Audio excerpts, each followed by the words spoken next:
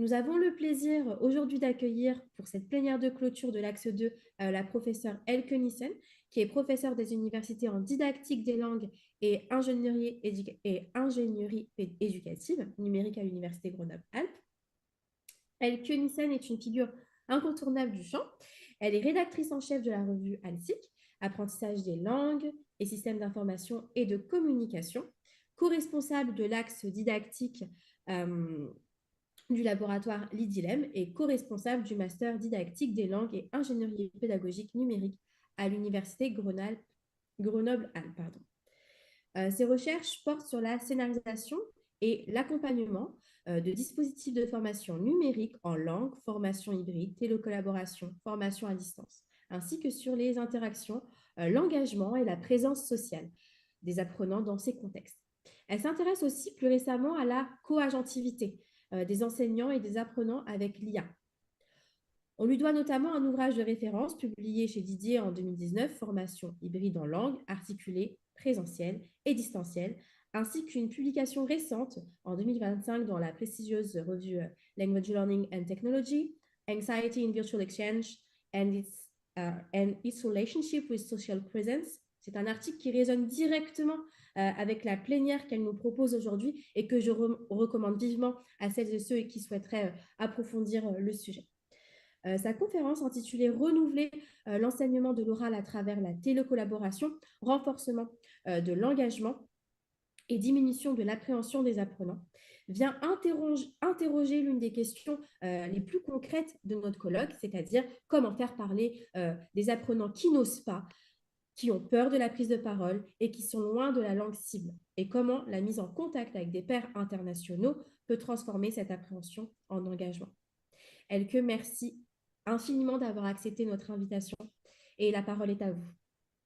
Un grand merci à vous de m'avoir invité. C'est un grand honneur et plaisir d'être là, même si c'est devant l'écran et que, comme tout le monde, j'aurais bien sûr préféré que ça se déroule en présentiel. Est-ce que vous voyez bien mon écran partagé? Alors, pour l'instant, Je vois un hochement de tête à distance, mais Iman, non. alors, je sais, Je vois l'écran. Oui, Vous voyez le... Alors, est-ce que là, ça bouge? Ça a bougé? Oui. Tout va bien. Ok, parfait. Merci. Je vais donc démarrer.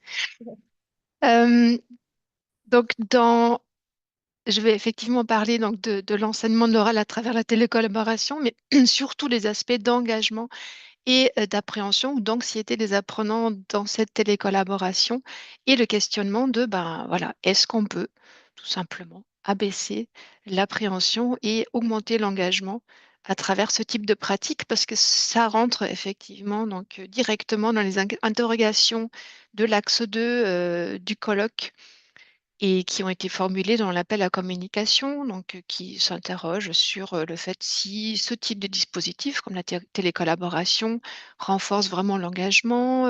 Qu'en est-il de la régulation émotionnelle? Et est-ce que ce type de pratique allège les contraintes ou est-ce qu'il y en a de nouvelles qui se créent? Donc, c'est un peu à tout ce genre de questionnement que je vais chercher à répondre donc, à travers toute une série d'études que je vais aborder. Et la présentation précédente faite par Valérie Lambert a déjà montré pas mal d'éléments qui ont fait une très, très belle introduction. Merci beaucoup.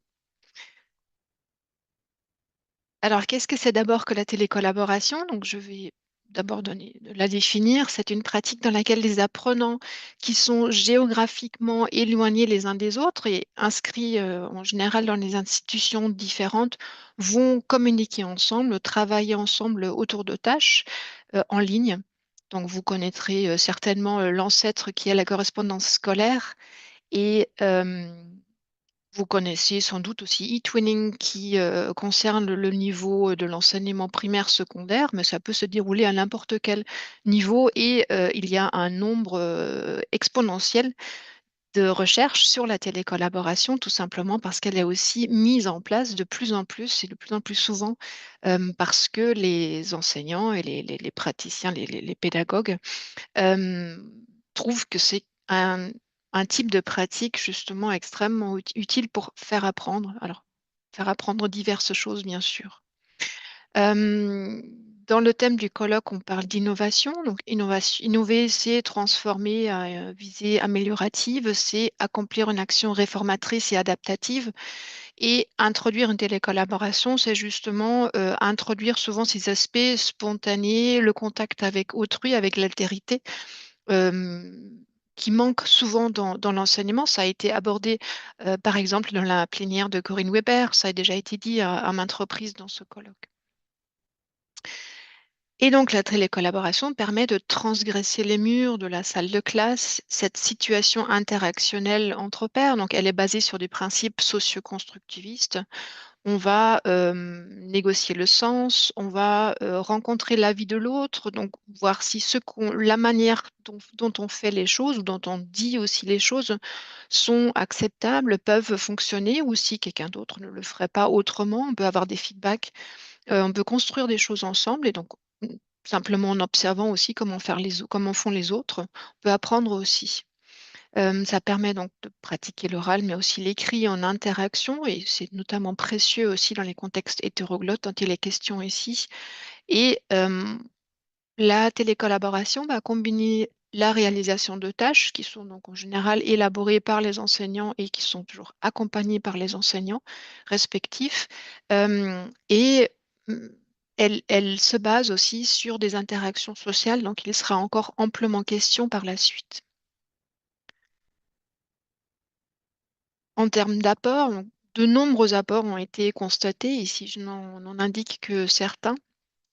Justement, ce dépassement du cadre de la classe et de ne plus être figé finalement dans ce qui peut être perçu comme des exercices un peu artificiels par certains apprenants.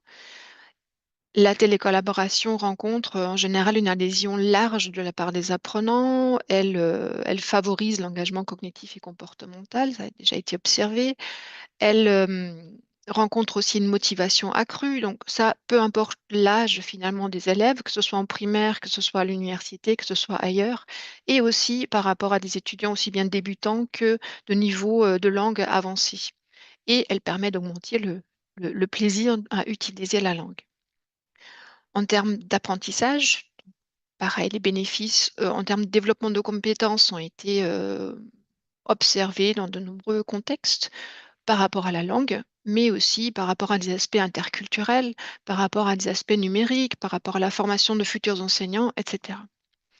La progression dans le cadre de tâches langagières orales a également été observée, et ici en comparaison, donc dans cette étude de Canals, euh, en comparaison à des pratiques habituelles dans une salle de classe où, entre une tâche pré et une tâche post, ben, les apprenants ayant participé à la télécollaboration ont progressé significativement plus que d'autres étudiants ou apprenants dans une classe donc habituelle.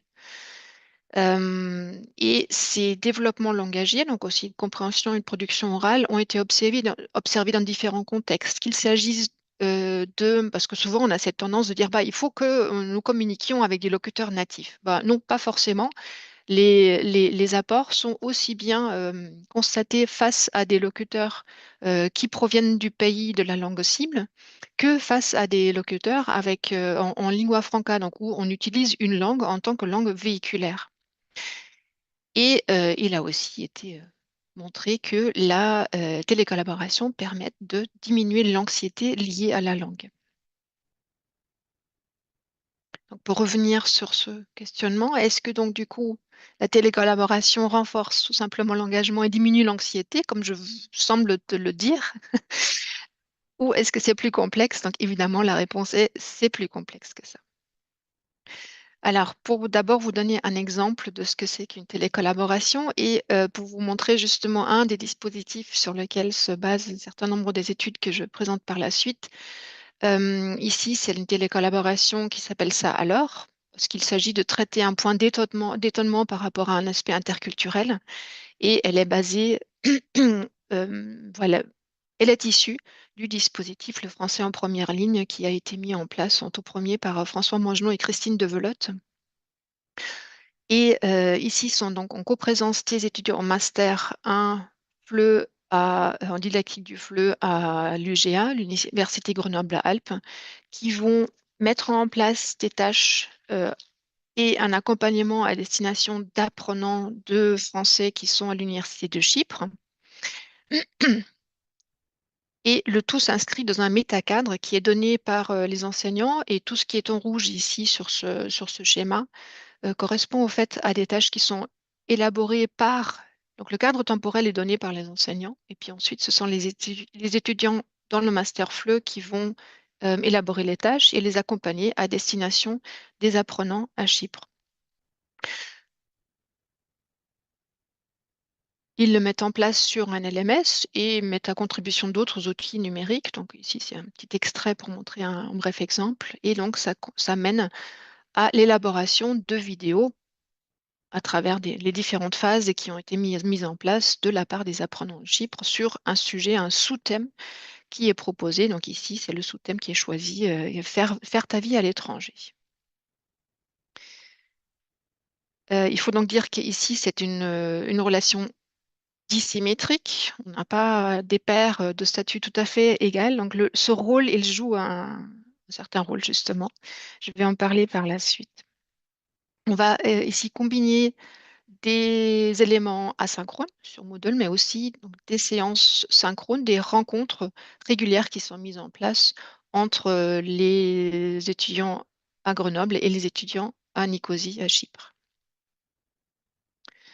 En ce qui concerne l'engagement,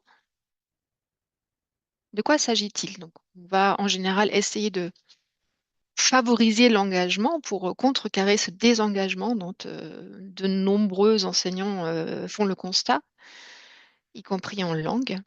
Et l'engagement, ce sont donc les attitudes et les conduites, l'investissement d'énergie et d'efforts d'un apprenant face à une activité pédagogique ou plus largement face à ses études. Alors pourquoi est-ce qu'on s'y intéresse? Pourquoi est-ce que c'est si important? C'est parce que l'engagement est corrélé avec la persistance par rapport à la tâche d'apprentissage et avec la satisfaction, et il contribue de manière fondamentale à l'apprentissage et à la réussite scolaire et académique. Donc, la visée d'accroître l'engagement des apprenants et donc, à contrario, contrecarrer leur désengagement est une des raisons fondamentales pour lesquelles certains types de formations sont mis en place, comme la formation hybride par exemple, et la télécollaboration en fait partie.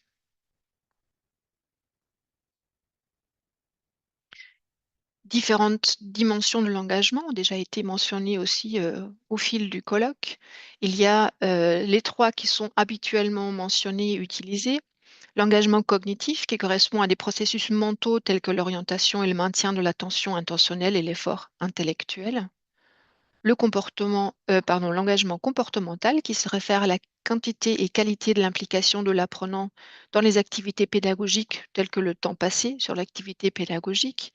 Donc ici, c'est plutôt le versant observable de l'engagement. Et puis, de manière non moins importante, l'engagement affectif qui va concerner le caractère émotionnel de l'implication de l'apprenant dans son apprentissage ou dans l'enseignement et qui peut être positif, par exemple le plaisir, la motivation, et négatif. Là, ça serait la frustration, le stress ou l'anxiété, par exemple. Alors, Rive et ses collègues vont ajouter un quatrième type d'engagement qui est l'engagement agentique et qui est basé sur la notion d'agent de Bandura, désignant une personne qui influence son propre fonctionnement et son environnement de vie. Et cet engagement agentique représente donc la contribution constructive de l'apprenant à l'enseignement qu'il suit, en indiquant ce qui l'intéresse et en apportant sa propre contribution. Donc, ce qui va m'intéresser avant tout ici, c'est le côté proactif de l'apprenant, le fait qu'il cherche des clarifications, qu'il cherche à apprendre à travers le dispositif et qui va être force de proposition. Pour ce qui est de l'anxiété, il s'agit donc d'un sentiment subjectif de tension, d'appréhension, de nervosité et d'inquiétude qui est lié à une activation du système nerveux autonome, donc qui dirige les fonctions involontaires du corps. Et c'est un type d'émotion négative qui est désagréable et physiologiquement stimulante, qui est prospective, c'est-à-dire liée au succès et échec futur. Alors, à nouveau, pourquoi s'y intéresser? c'est parce que elle a un impact sur la motivation, sur l'engagement et sur l'apprentissage. D'une part, l'anxiété est positivement liée à la motivation extrinsèque orientée vers les résultats de performance, comme un effort accru pour éviter l'échec, donc par exemple dans l'anxiété face aux examens. Et d'autre part, l'anxiété, tout comme d'autres émotions négatives activatrices, est en corrélation négative avec la motivation intrinsèque, l'autorégulation, l'effort d'apprentissage déclaré par les élèves et leurs résultats scolaires. L'anxiété fait donc partie de l'engagement affectif négatif que je viens d'évoquer et, à ce titre, a un impact sur l'engagement cognitif et comportemental.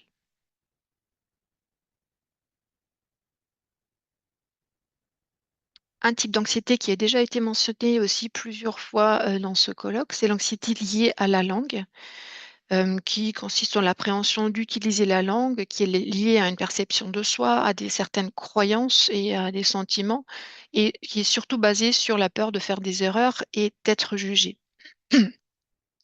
À nouveau, elle est importante parce qu'elle est corrélée avec la performance académique, avec la volonté de communiquer, avec la motivation, avec l'estime de soi et aussi corrélée avec le support affectif fourni par les pairs.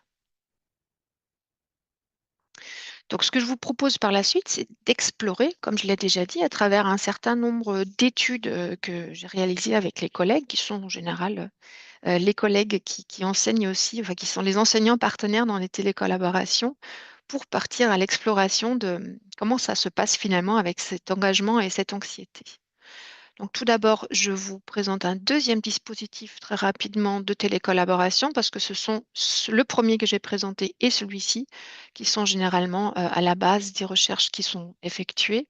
Donc, cette fois-ci, c'est entre d'autres étudiants du même master à l'UGA, mais cette fois-ci, donc un parcours qui est orienté vers des futurs concepteurs e-learning en langue en master 1 et des étudiants en études anglophones au Brésil, à l'UNESP, et où ils vont avoir dans l'étape 5 à concevoir une tâche télécollaborative brise-glace.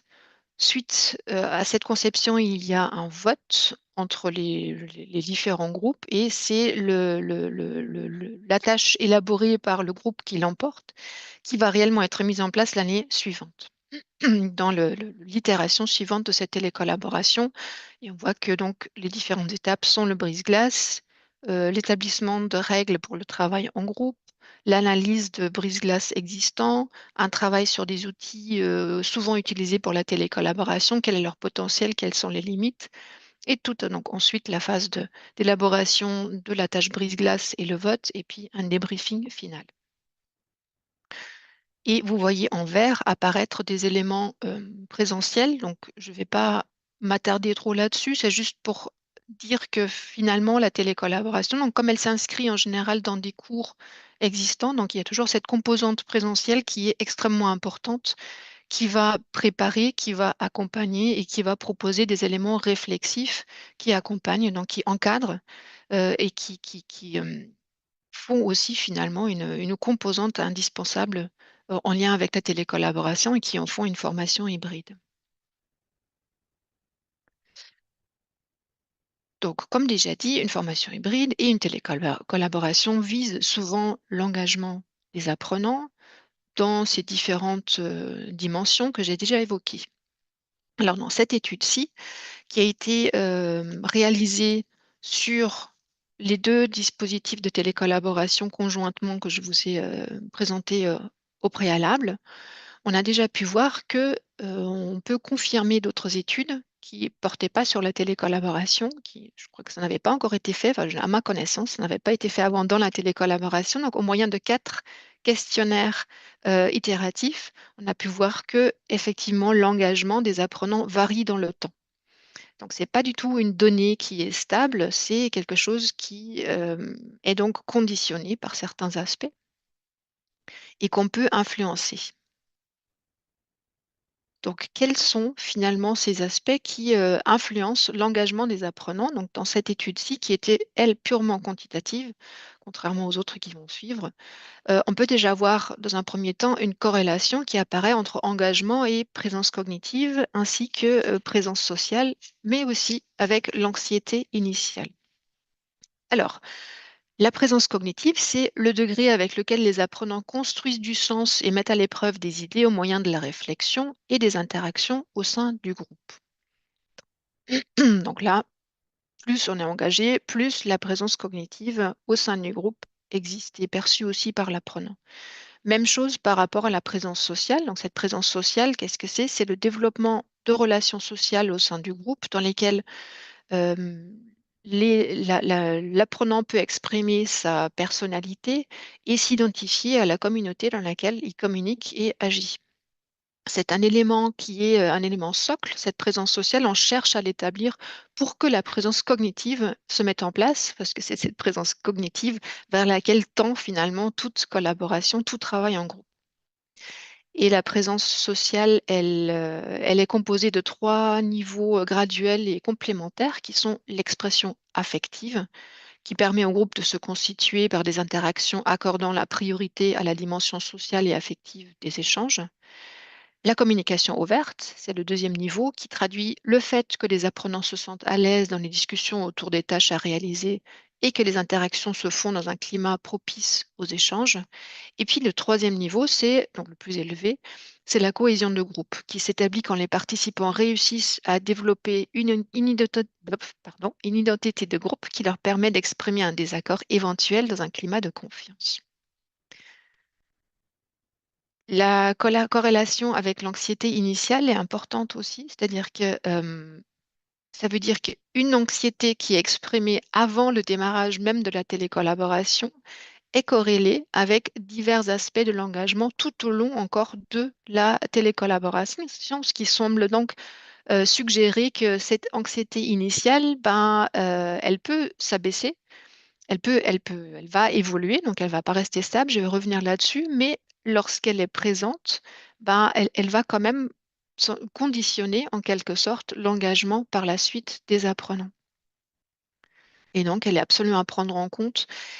Et un élément très important par rapport à cette anxiété initiale, c'est que du coup, on voit que là, la mesure a été prise avant de démarrer la télécollaboration, mais après les explications initiales en présentiel que j'ai évoquées tout à l'heure. Donc, c'est-à-dire que le dispositif a déjà été présenté, le rôle que joueraient les apprenants a été indiqué, euh, tout le déroulement temporel, le schéma, tout a été mis en place. Donc, ça, lorsque ça, c'est très clair, donc ça fait partie d'un des aspects qui peuvent provoquer de l'anxiété, justement quand tout n'est pas clair, quand ils ne savent pas vraiment ce qui les attend. Ça aussi, justement, ça contribue à créer de l'anxiété.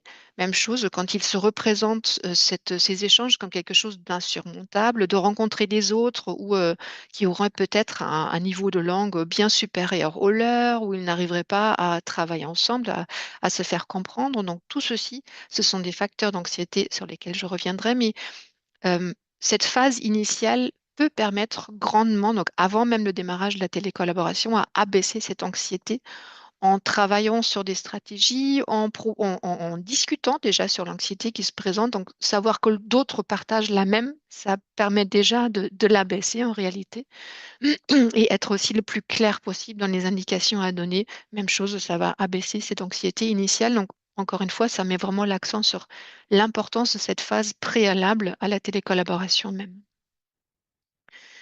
Et puis, des facteurs aussi qui sont apparus, comme les tâches, les aspects ingénieriques. Donc, est-ce que les tâches étaient clairement présentées? Et le type de tâches aussi qui sont à accomplir. Donc, comme l'engagement varie dans le temps, comme on l'a vu, c'est quelque chose qui indique et qui a été explicité aussi par les apprenants que c'est vraiment lié aussi à la nature même des tâches.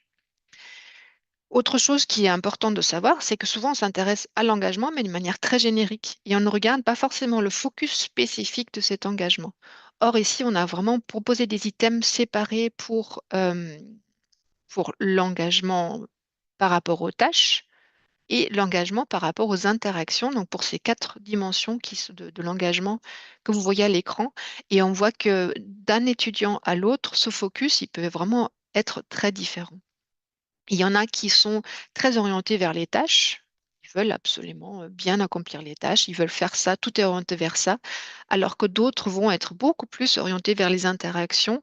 Alors que dans un travail collaboratif, justement, pour que ces aspects socio-constructivistes se mettent vraiment à œuvrer, bah, il faudrait finalement un équilibre entre les deux et il faudrait qu'ils soient engagés dans les deux aspects.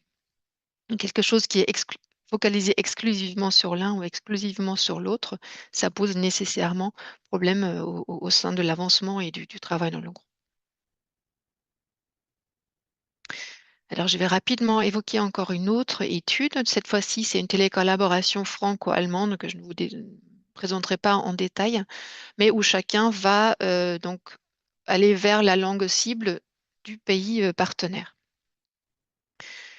Et comme le montre cet extrait, les discussions sont extrêmement importantes, on s'en doutait, mais ça le prouve encore, et dont les discussions informelles, et aussi l'aspect synchrone qui est extrêmement important dans les télécollaborations, sachant qu'anciennement, les télécollaborations, lorsqu'il y avait encore peu de possibilités de mettre en place du synchrone, ne le faisaient pas. C'est aussi, ça prend du temps, il faut le mettre en place, mais lorsque c'est mis en place, donc c'est un élément vraiment important.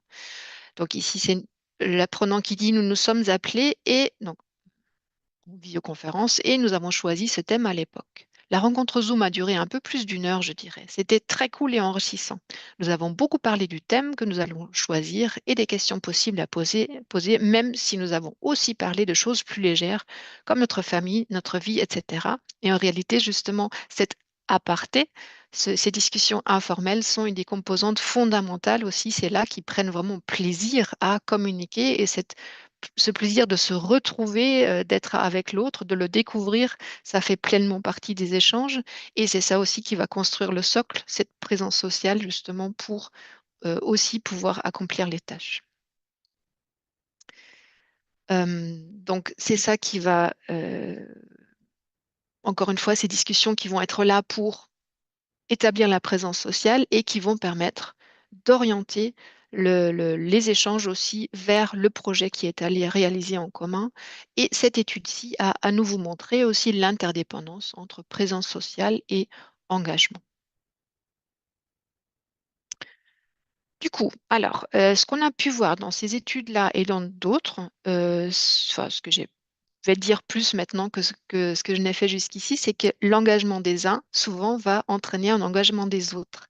Donc, voir que les partenaires sont fortement engagés, ça stimule les apprenants et ça va faire en sorte qu'ils aient envie de s'engager aussi, d'être là, mais aussi de ne pas décevoir les autres. Ils se sentent du coup un peu redevables par rapport au groupe et par rapport aux partenaires. Et donc, ça va faire augmenter leur engagement à eux. Mais du coup, nous nous sommes posé la question avec ma collègue Dora Loisidou et nous nous posons toujours cette question parce que c'est une présentation qui a eu lieu, mais nous sommes en phase de soumission d'un article suite à ça. Euh, Dans ce cas, est-ce que quand il y en a qui se désengagent, est-ce que ça va faire aussi en sorte que les autres se désengagent également? Donc, lorsqu'on perçoit les partenaires comme étant faiblement engagés, est-ce que ça va entraîner un désengagement de soi-même? Donc, ici, nous nous sommes dans le cas de figure de la première télécollaboration que je vous ai présentée, qui s'appelle Ça alors. Et il y a donc en coprésence ces étudiants dans le master FLE, et on voit que donc la première barre que vous voyez dans le graphique, c'est la satisfaction par rapport à l'engagement des partenaires internationaux, donc les étudiants qui sont à Chypre. Et on voit que bah, c'est une satisfaction qui est basse. Ici, c'est sur une échelle de Likert à 5 points, 5 étant le plus élevé, et on est en dessous de la moyenne. Donc, évidemment, ce sont des moyennes, mais bon, ça exprime bien qu'ils ne sont pas extrêmement satisfaits avec l'engagement des partenaires de l'autre université. Alors qu'ils le sont, on ne le voit pas sur le graphique, ils sont beaucoup plus avec l'engagement de leur partenaire local. Parce qu'ils travaillent par binôme à l'UGA, ils sont en fonction des années, entre 2 et 6 à à Chypre dans un même groupe. En revanche, donc même s'ils perçoivent l'engagement de leur partenaire à Chypre comme étant relativement faible, ils se disent, et d'autres données que je ne présenterai pas ici le confirment, ils se disent fortement engagés au niveau comportemental. La même chose au niveau cognitif, la même chose au niveau agentique, mais bon, j'ai pas voulu présenter toutes les données ici, juste pour que ce soit plus lisible. En revanche, ça c'est la troisième barre, il y a un engagement affectif négatif très élevé. En fait, quand on le voit à travers les données statistiques, c'est un engagement négatif, mais quand on le voit à travers les données textuelles, donc à travers les textes réflexifs, des entretiens, des questions ouvertes dans le questionnaire, c'est la frustration. Très largement, la grosse frustration qui vient du fait que ben, les apprenants à Chypre ne sont pas engagés à la hauteur de ce qu'ils souhaiteraient. Et ce qui se passe notamment, c'est que dans tous les groupes, il y a en général au moins un étudiant à Chypre qui est fortement engagé, mais pas les autres. Donc du coup, c'est une perception qu'il faudrait sans doute aussi un petit peu nuancer. Mais souvent, cette impression de bah, plusieurs ne s'engagent pas, ça fait quand même cette grosse frustration de ben, nous élaborons toutes ces tâches et eux, finalement, ils ne les réalisent pas forcément. Donc, ben, on voudrait avoir un retour, on voudrait savoir si ça marche bien, comment ils les trouvent, on voudrait aussi les accompagner.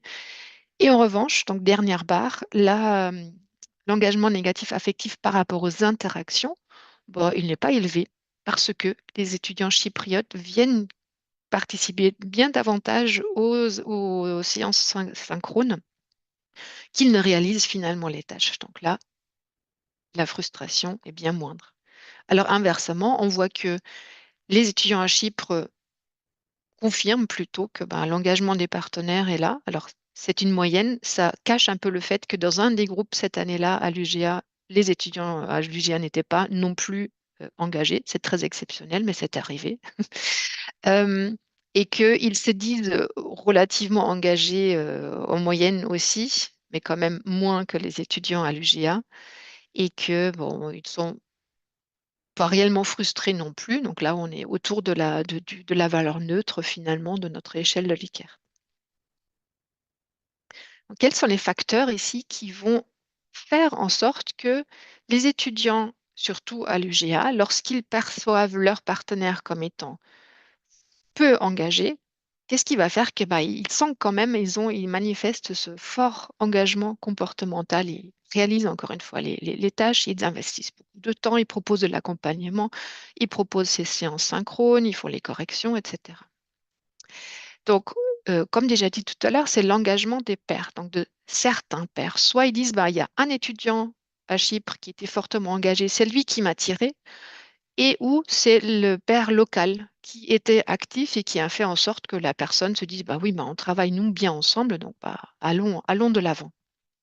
C'est aussi l'utilité perçue de ce qu'ils étaient en train de faire. Donc, ce qu'ils avaient à faire, la conception de ces tâches, l'accompagnement, le contact avec les étudiants à Chypre, ils ont trouvé ça extrêmement utile pour eux-mêmes et aussi pour leurs futurs professionnels parce qu'ils ont trouvé ça extrêmement formateur. Le rôle attribué aussi, ben, ils se sont dit, ben, c'est à nous de faire ces conceptions, de faire des accompagnements, ben, on remplit ce rôle-là. Et aussi le sentiment d'auto-efficacité, quand ils trouvaient que ben, ils accomplissaient des tâches, des activités et des réalisés qui étaient bien, qui devraient bien fonctionner, ils avaient un retour positif de la part des enseignants. Là aussi, ce sentiment a été un des facteurs pour leur fort engagement comportemental, cognitif et agentique.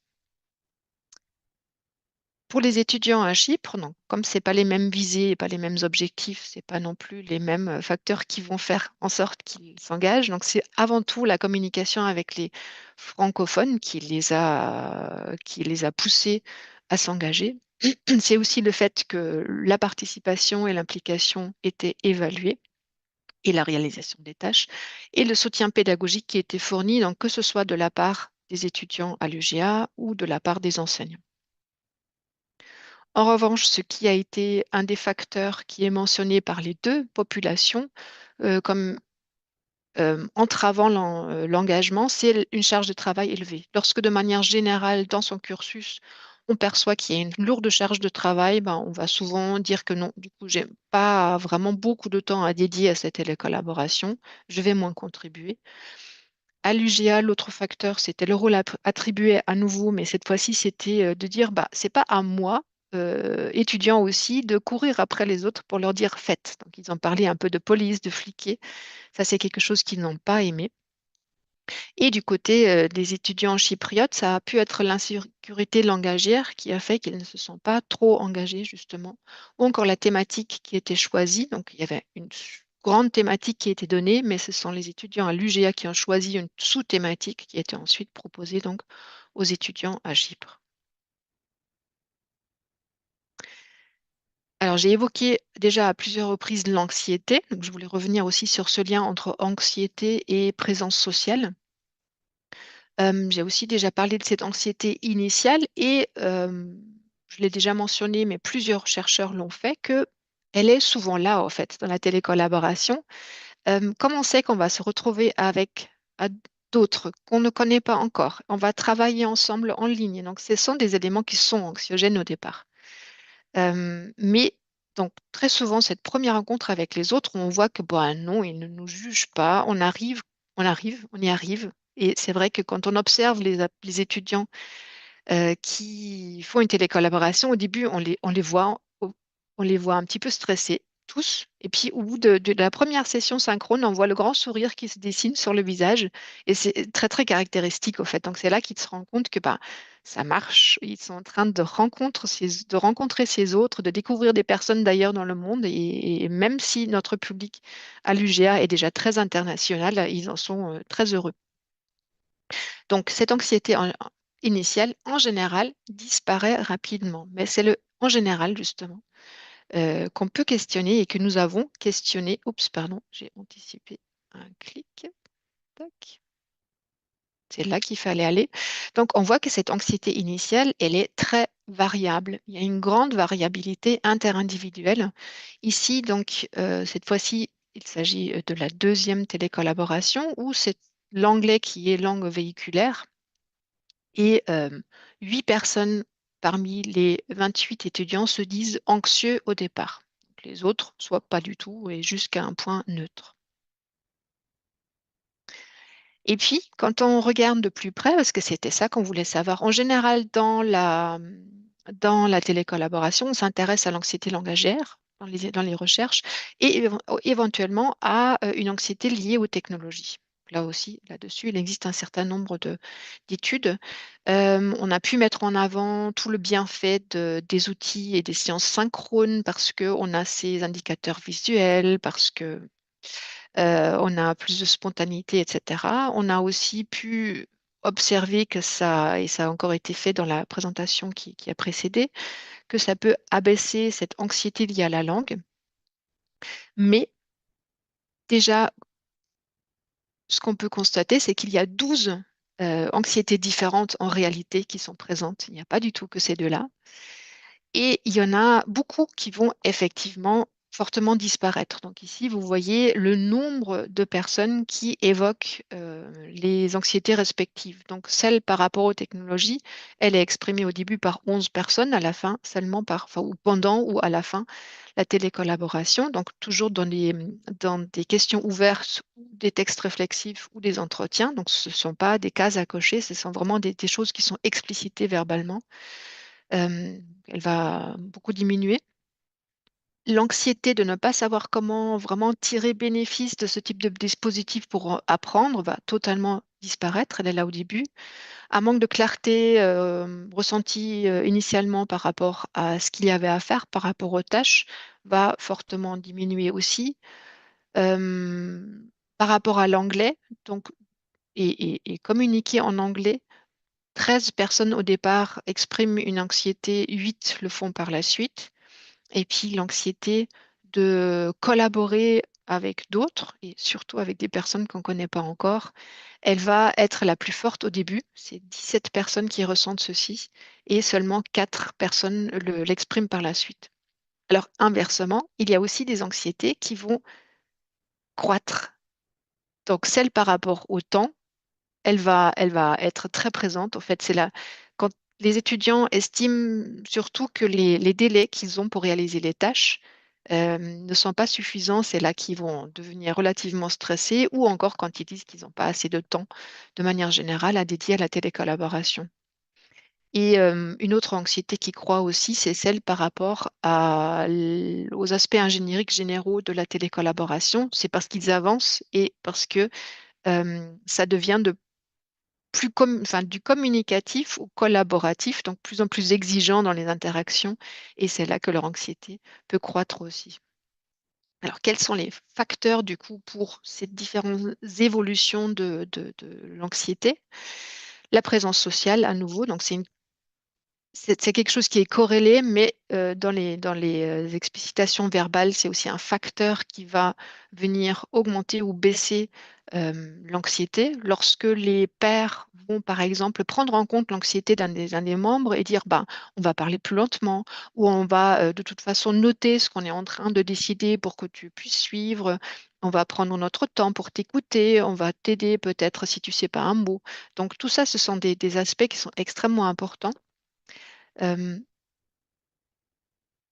mais inversement, l'anxiété langagière de certains peut aussi abaisser la présence sociale parce que c'est quelqu'un qui, s'il ne fait pas cet effort de s'investir pleinement dans les interactions, ce qui peut arriver pour certains, il y en a qui se ferment, malgré une certaine bienveillance dans le groupe, ça va gêner, ça va être vu comme bah, pourquoi lui il fait pas. Donc c'est souvent perçu juste comme bah, la personne qui ne participe pas. Et donc, ça peut créer des malaises et ça peut perturber cette présence sociale aussi.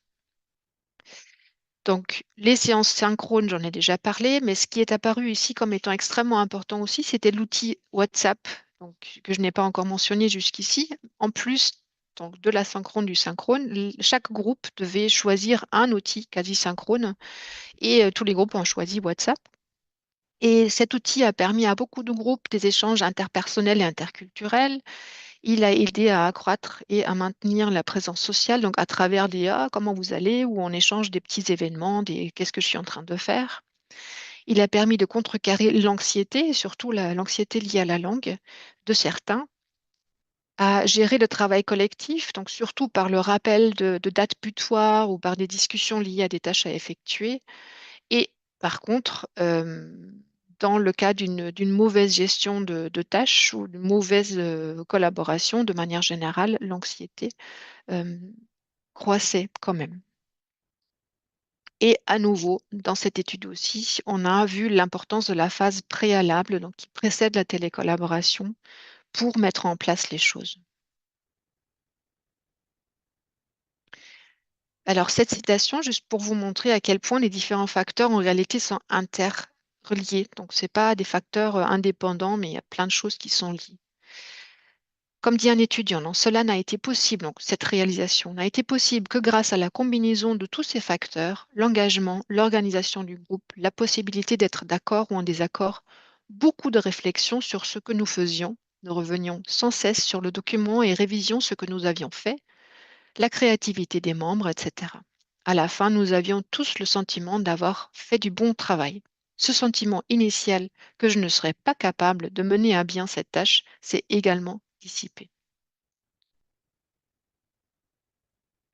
Donc, je vais rapidement évoquer une étude qui est vraiment en cours, mais qui va être présentée cet été dans deux colloques. Mais les données sont recueillies, mais les analyses viennent tout juste de commencer. Ou cette fois-ci, par rapport à cette même deuxième télécollaboration avec ma collègue Solange Aragne, on s'interroge sur les stratégies que les étudiants mettent en place. Les étudiants anxieux, qu'est-ce qu'ils font pour pleinement s'impliquer, pleinement s'intégrer? Parce que l'apprentissage, encore une fois, dans une télécollaboration, ne peut avoir lieu que lorsqu'on s'implique, lorsqu'on est juste spectateur, évidemment. Ça n'aide pas réellement à apprendre.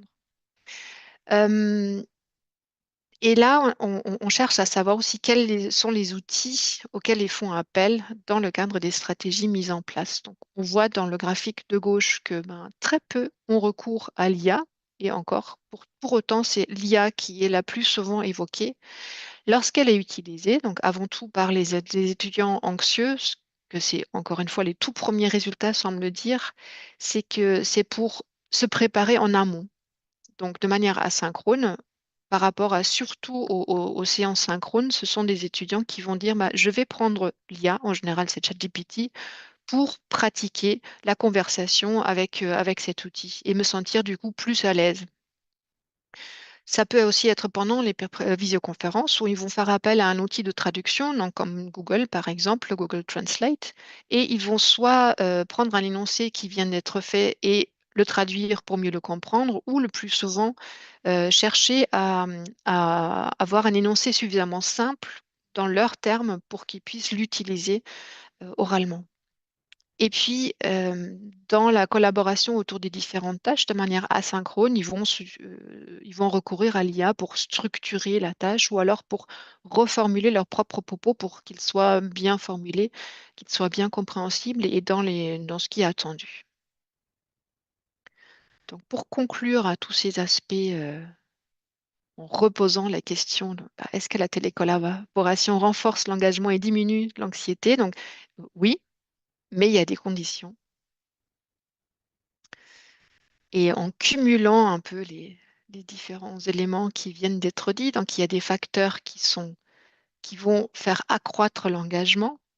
Je ne vais pas tous les lire, mais vous avez le temps de les lire à l'écran. Encore une fois, le groupe lui-même reste un élément extrêmement important pour que l'engagement ait lieu, mais c'est aussi la volonté d'apprendre à travers la télécollaboration. Par exemple, quand il y en a qui viennent dire bah, je veux juste rencontrer l'autre, c'est bien, mais du coup, ils ne vont pas s'engager dans le reste.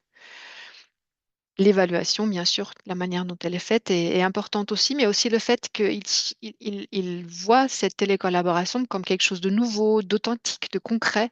Ça aussi, ça va largement favoriser leur engagement. Inversement, il y a des facteurs qui vont amoindrir l'engagement, comme l'anxiété, justement, déjà mentionné, les dates limites, tout ça, ça a déjà été indiqué aussi, et l'insécurité langagière de manière générale aussi. Parce que, ah oui, ça je ne l'ai peut-être pas dit assez clairement, l'insécurité langagière ou l'anxiété liée à la langue, c'était l'anxiété qui restait la plus persistante finalement tout au long de l'échange, malgré les efforts mis en groupe dans les différents groupes. Des aspects qui sont corrélés à l'engagement, ce sont le sentiment de la capacité à s'organiser, à gérer un travail en groupe, la satisfaction générale, la présence sociale, j'ai déjà beaucoup insisté sur celle-ci et je continuerai à le faire, et la présence cognitive. Et pour aider les apprenants à surmonter leur anxiété, des éléments qu'on peut évoquer, ce sont donc des aspects ingénieriques, comme cette phase préparative initiale qui précède la télécollaboration que j'ai évoquée, les brises-glaces sur lesquelles je n'ai pas beaucoup insisté ici, mais qui sont vraiment d'une importance capitale. Le fait de favoriser ces échanges informels pour créer le socle que la présence sociale puisse exister, mais aussi les aspects technologiques et les différentes modalités mises en place. Donc, pas seulement du synchrone et de l'asynchrone, mais aussi cet outil quasi synchrone comme WhatsApp, comme Telegram, comme d'autres qui existent, qui reste fondamental dans certains groupes. Et bien sûr, toute la fonctionnalité et la facilité de prise en main des outils qui sont utilisés et l'accompagnement de la part des enseignants, entre autres à travers des débriefings, des réflexions sur les stratégies qu'ils peuvent mettre en place pour bien s'intégrer et bien surmonter aussi leurs anxiétés. Alors voici quelques éléments bibliographiques.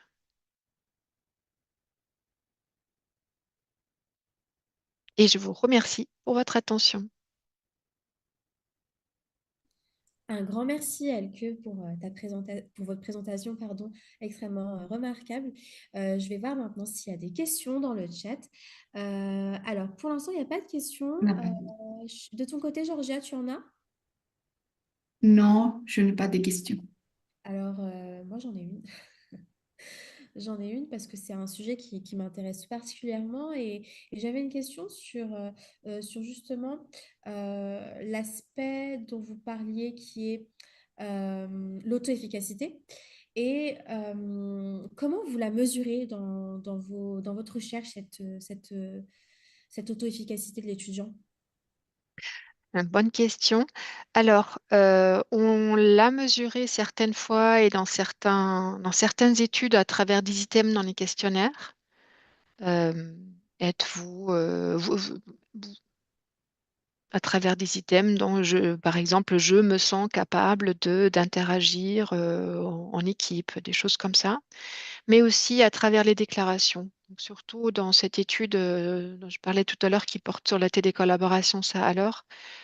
C'était vraiment des déclarations, notamment dans les entretiens, mais aussi dans les questions ouvertes, non, dans les textes réponses, un peu dans tout ce qui était verbal finalement. Euh, Quand les étudiants disaient, ben, nous avons fait du bon travail, nous avons fait des tâches qui sont riches, qui mettent bien à contribution le numérique, qui conduiraient normalement bien à des interactions, c'est là qu'ils vont exprimer ça et ils vont dire, bah, c'est ça, j'avais ce sentiment de faire ça, euh, et c'est ça qui m'a conduit et on l'a trouvé aussi ailleurs, en fait. On le voit aussi finalement à travers les retours sur les votes dans l'autre télécollaboration, la deuxième que j'avais présentée.